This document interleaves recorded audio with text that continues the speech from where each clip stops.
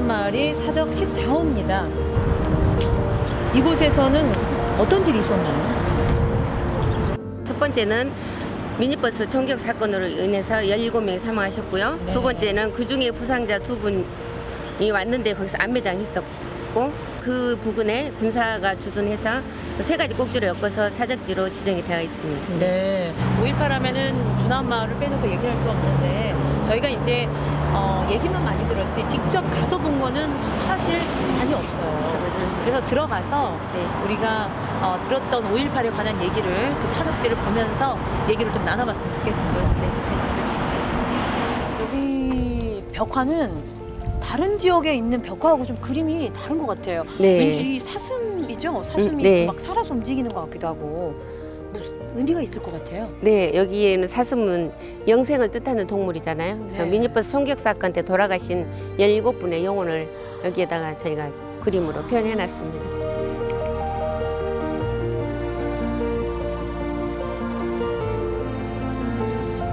요새 유령기가 다 쓰여져 있습니다. 책에서 많이 봤어요. 네. 여기는 5.18 당시에 안매장 당했던 그 현장의 자리입니다. 이게 돌이 두 분이라서 돌 하나를 둘로 쪼개서 이렇게 유령비를 세워놨습니다. 네, 그러니까 미니버스에서 살아남은 두 분을 이쪽으로 네. 끌고 와서 이곳에서 안매장을 한 거예요? 네. 뭐 그림으로만 보고 얘기로만 듣는 거를 실제로 보면서 이렇게 얘기를 통장님이 말씀을 들으니까 굉장히 마음으로 느껴지는 게 굉장히 큰 것 같아요. 저도 감회가 새롭죠. 이렇게까지 할 수밖에 없었고 해야 됐고 네. 더 많이 해야 되는데 아무튼 살아계신 분들의 증언을 열심히 들어서 마을을 열심히 만들고 있습니다. 잊혀지지 않고 영원하는 주남마을이 되었으면 하는 뜻에서 더 열심히 잘하고 있습니다. 네. 우리 주남마을은 5.18 사적지 14호로서 열심히 마을 주민들이 상처를 치유하려고 노력하고 있고 오신 분들이 충분히 느끼고 갈 수 있게끔 많은 노력을 하고 있습니다. 오시는 분들도 같은 뜻, 같은 마음으로 훼손되지 않고 잘 보관되는 그런 사적지로 남았으면 좋겠습니다. 안녕하세요. 예, 안녕하세요. 반갑습니다. 예. 저희가 5.18 그 사적지를 쭉 둘러보면서 지금 막 주남마을을 다녀왔거든요. 그러세요? 그래서 위령비를 좀 보고 왔는데요. 5.18 민주화 운동 당시에 녹두서점은 과연 어떤 곳이었기에 사람들이 이곳으로 모여든 걸까요? 그때는 이제 유신 철권 통치였기 때문에 볼만한 책이 나오면 전부 판매 금지. 그러니까 많은 사람들이 책을 읽고 현실을 인식하게 되어 있는데 전부 판매 금지를 시키니까 책을 읽을 수가 없어요. 그래서 내가 녹두서점이라고 하는 걸 만들어서 비밀스럽게 학생들한테 책을 판매하고 또 학생들이 공부할 수 있는 소조직들을 만들어서 학습을 시켰어요. 녹두서점 그러면은 이쪽 광주 전라남도 일대에 새로운 사상이 전파되는 진원지였고 또 전국의 소식이 이 녹두서점을 통해서 이쪽으로 내려오고 이쪽 소식이 녹두서점을 통해서 올라가고 하는 그런 류의 플랫폼 역할을 하고 있었어요. 그랬기 때문에 이제 5.18이 터지니까 많은 사람들이 정보를 알기 위해서 우리 서점으로 올 수밖에 없었고 이런 역할들을 하게 된 거죠. 그 녹두서점이 있었던 거는 우리 광주 시민들한테는 엄청난 복이었고 그리고 김선유 선생님 같은 분이 계셨다는 거는 정말 민주주의의 씨앗이었다라는 생각이 듭니다. 옆에서 지켜보시는 사모님은 얼마나 가슴이 찢어졌을까라는 생각이 들거든요. 얘기 좀 해주세요. 어떠셨어요? 심적인 어려움은 많이 있었습니다. 근데 남편이 잡혀가고 난 이후에 개헌군들의 살상이나 이런 소식들을 정확하게 알려야 되겠다 하는 것이 저희들의 첫 번째로 한 일이었어요. 학생들의 투쟁의 열기가 높아지고 시민들도 가세하면서 민중항쟁으로 이렇게 크게 확대가 되니까 해보 이름을 투사해보로 이렇게 바뀌게 됐죠.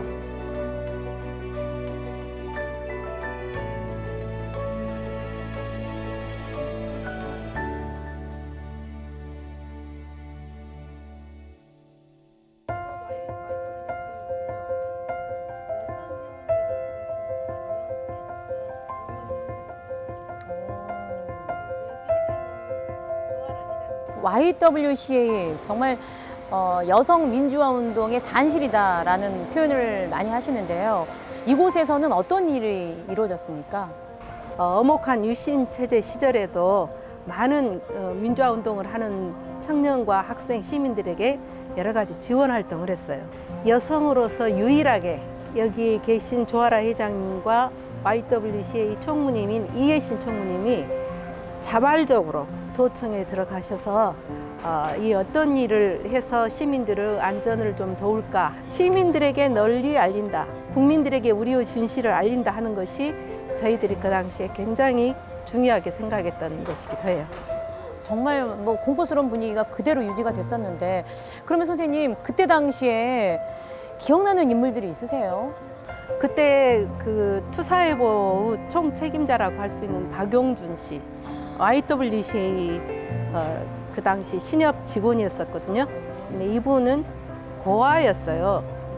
그럼에도 불구하고 자기 목숨을 5.18에 바치신 분이신데 5월 27일 새벽 여기를 지키다가 진압군에 의해서 생명을 잃으신 분이에요. 5월 27일 새벽 2시경에 저한테 형수님은 이제 그 서점으로 돌아가시라, 여기는 제가 지키겠다 하면서 저를 억지로 밀어내서 제가 오늘날 또 이렇게 설명을 할 수 있게 됐습니다. 그래서 광주 시민들의 이 그 의로운 행동을 기억하겠다, 전하겠다, 알려야 되겠다라고 생각하신 그런 분들이어서 마음에 깊이 남습니다.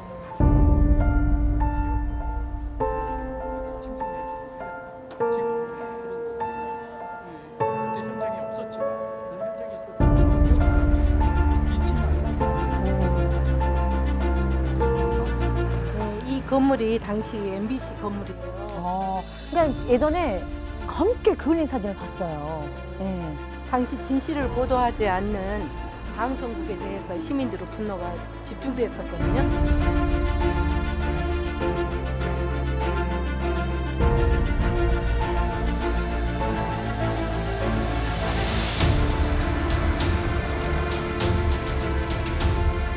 MBC 방송국은 도청에서도 가깝고 이래서 시민들의 분노가 더 많이 표출이 됐던 그런 장소로 기억을 하고 있습니다. 이 9시 뉴스에서 MBC 방송국이 틀었는데 거기에서 광주에서는 폭도들만 날뛰고 있고 군인들만 2명 죽었고요. 일반 시민들은 아무런 그 희생자가 없다라는 방송이 나왔어요. 그러니까 이 방송을 듣고 있던 광주 시민들이 다 같이 분노 함성을 지른 겁니다. 자기들 안방에서 와 하고 지르는데 그 소리가 여기 상가밖에 없는 저희 귀에까지 들어왔어요. 네, 그러한 분노가 이제 거리로 표출되면서 방송국 앞으로 많은 사람들이 모이게 됐고요. 네, 오늘 정인혜 선생님한테 이렇게 직접적으로 얘기를 들으니까요. 가슴에 와닿는 것도 굉장히 많고 또 5.18을 이해하는데 굉장히 도움이 더 많이 된 것 같아요. 그렇죠? 네, 오늘 수고해 주신 정인혜 선생님께 박수 한번 보내드리죠. 네, 고맙습니다. 현대의 많은 사람들은 행복한 삶을 꿈꾸고 있습니다. 행복한 삶은 바로 정의에서 비롯되는데요. 80년 5월 여기 거리에서 활동했던 많은 시민들도 똑같은 마음으로 투쟁에 참여했었습니다.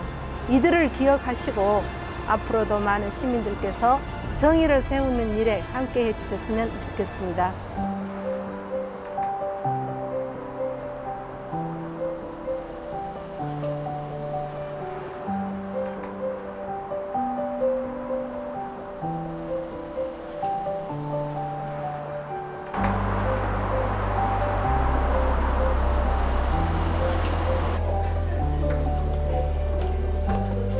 민중항쟁 당시에 항쟁 지도부가 5.18 민중항쟁 사적지 5-45예요. 이제 민중항쟁 당시에 항쟁 지도부가 여기에서 회의를 진행했고요.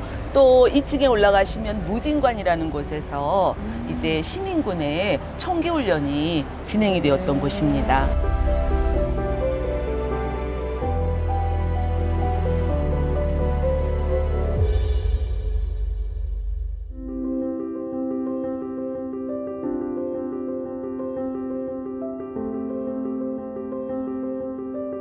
자, 이곳은 광주광역시 5.18 기록관이에요. 네. 5.18의 기록에 관련된 것을 여기 다 아카이브 같이 다 모아놓은 곳이죠. 유네스코 세계 기록문화유산이라는 게 있습니다. 네. 거기에 2011년도에 저희가 등재가 되게 돼요. 민주화 운동이 세계 기록문화유산에 등재된 건 드문 일이죠. 아카이브 센터에서 모아놓게 됩니다. 약 80만 건의 자료가 들어있죠. 그러니까 5.18에 대해서 궁금한 점이 있으면 다른 데 갈 필요 없이 여기 오면 다 볼 수가 있네요. 맞습니다. 그 전시 1층에는 이렇게 항쟁, 2층이 기록, 그다음에 3층에는 유산이라고 하는 층별로 주제가 돼 있고요. 4층에는 또 도서관이 있어요. 우리 그래서 5.18과 관련된 책이라든지 자료가 굉장히 많이 있습니다. 이거는 처음 타는 적 아니에요? 네, 맞습니다. 광주은행이 있었습니다. 네. 당시에 거기다 총을 하무나 쐈죠. 국가를 지키고 국민의 생명과 재산을 지켜야 해도 불구하고 그러질 못했던 네. 그런 증거지 않나 생각이 듭니다.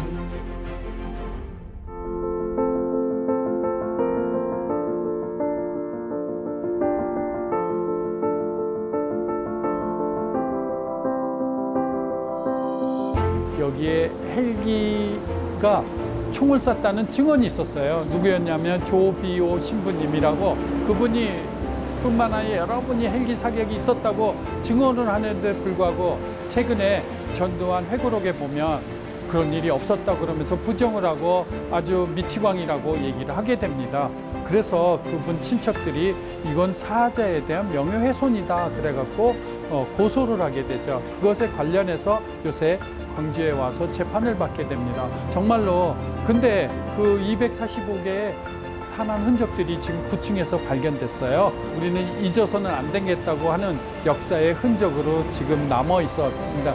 그게 245발의 탄환 흔적이었습니다. 마침 우연히도 여기 번지수랑 똑같아 갖고 이게 그래서 245가 이제 지금은 특징적으로 되어 있습니다.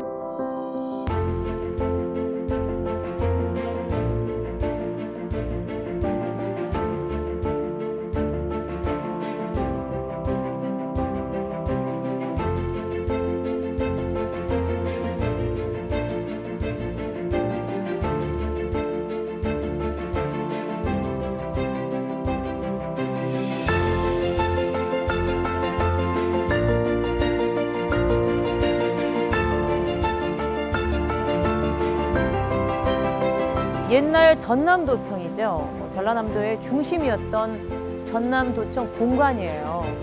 그 당시에 이곳은 어떤 역할을 했었는지 얘기를 좀 해주시죠. 5월 21일 날 집단 발포할 때까지 군인들이 있었고요. 그 다음에 5월 21일 날 그 군인들이 철수하자마자 그 후에 5월 27일 날 진압되기까지의 또 우리 항쟁 지도부에 또 본부가 됐다가 마지막에 5월 27일 날 새벽에 군인들이 여기를 갖다 진압 작전하면서 군인들의 또 본부가 됐죠. 그래서 5.18의 처음과 끝이 있다고 하는 곳입니다.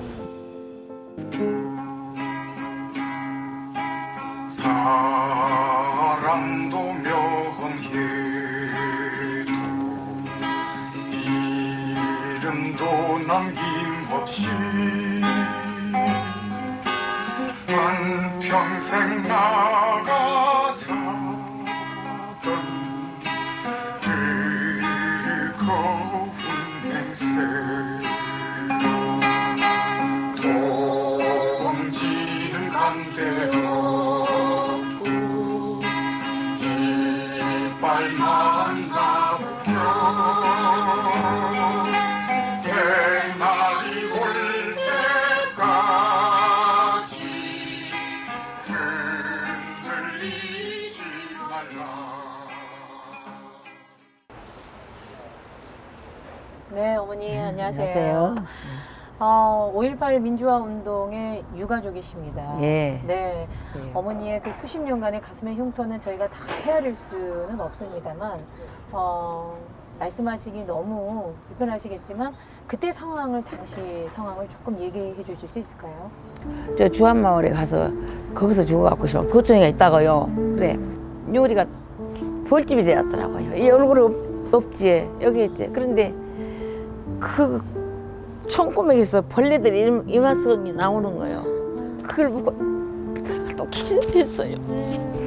세상이 엊그저께같이 포닥포닥 자식이 세상이 이렇게 되었나 싶은 게 기가 막히더라고.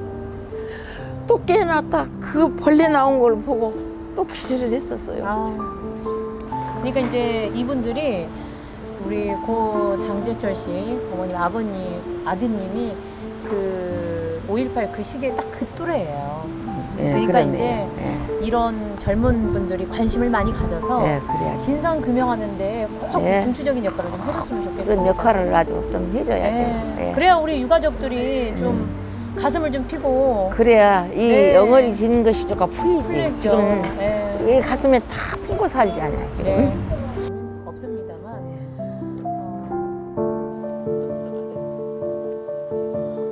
저보다 어린 나이임에도 불구하고 그렇게 5.18을 정신으로 이제 일을 하시다가 큰 일을 하시다가 돌아가셨는데 이제 그걸 바라보신 어머니가 얼마나 이제 큰 상심을 하셨을까 같이 생각하게 되면서 크게 울컥했던 것 같습니다. 5.18 민주화운동에 대해서 역사 왜곡이 다시는 일어나지 않도록 저희 같은 이제 청년 세대들이 좀 더 관심을 갖고 많이 알아가야 될 것 같습니다.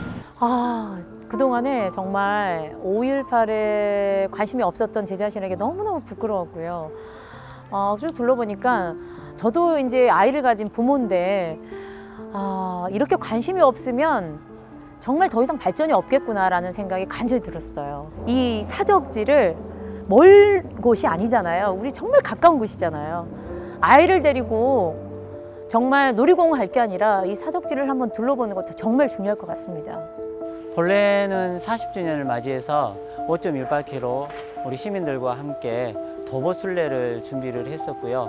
근데 코로나 때문에 불가능한 상황이라 아쉽지만은 그 부분들을 영상 작업으로 순례를 하면서 변경을 하게 됐습니다. 영상으로 다시 한번 돌아보면서 남기게 돼서 또 다른 의미가 깊습니다.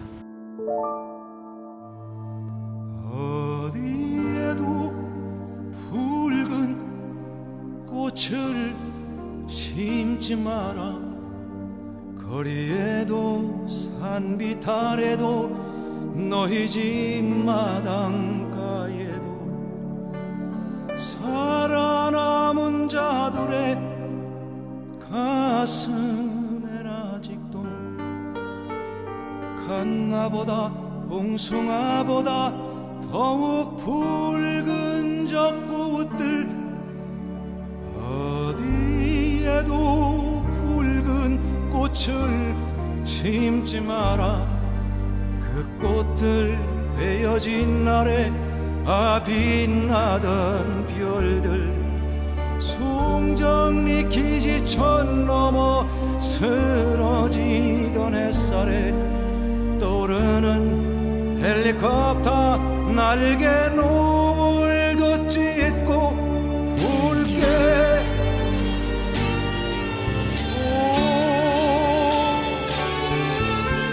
무엇을 보았니 아들아. 나는 깃발 없는 진압군을 보았소. 무엇을 들었니 딸들아.